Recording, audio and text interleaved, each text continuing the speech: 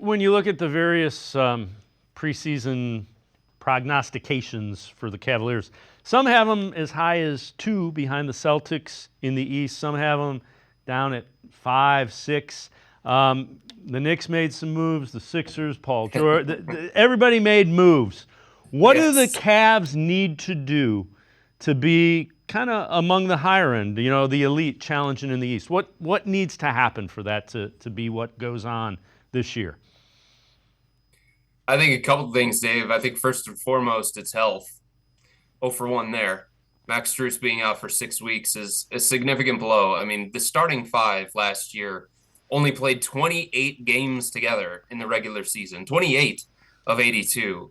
They played less than 400 minutes together, and already they're off to a start where they've got to figure it out without Max Strus, who is going to be a critical member of that starting five. So health is really, really important. And I would say health at the right time.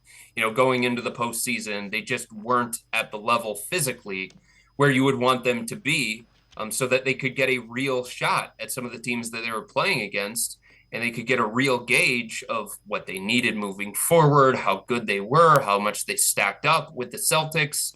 There are some questions still lingering from last year's playoff run because Jared Allen got hurt 4 games into the playoff run. Donovan Mitchell was less than 100% in that Boston series. Then he missed the final 2 games. Karis LeVert missed the final game of that series. Dean Wade was less than 100%.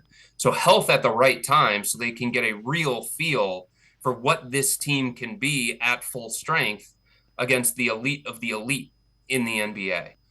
The other thing is they have to, I think, even if it leads to early season growing pains, they need to make a full commitment. And they're talking like they're ready to make this commitment, but they need to make a full commitment to Evan Mobley being more of an offensive focal point, more involved offensively, touches, shot attempts, usage being varied throughout the course of the game.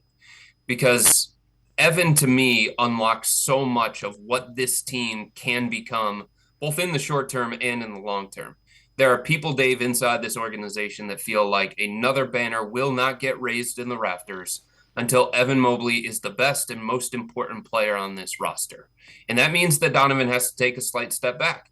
That means that Darius has to take a slight step back. And they need to give Evan Mobley the platform to become that guy. And on top of that, Evan needs to show that he's ready to be that guy. And if that happens, the ceiling of this organization changes. The trajectory of this franchise changes if Evan Mobley becomes an offensive force. If he doesn't, then I think they're very similar to the team that we saw last year.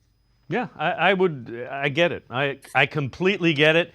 And I'm with you. If Mobley becomes what I think you and I think he can become, it gets real interesting because it makes Jared Allen better. It opens up outside for Donovan. It unclogs the lanes for Darius Garland and Donovan Mitchell. I'm with you.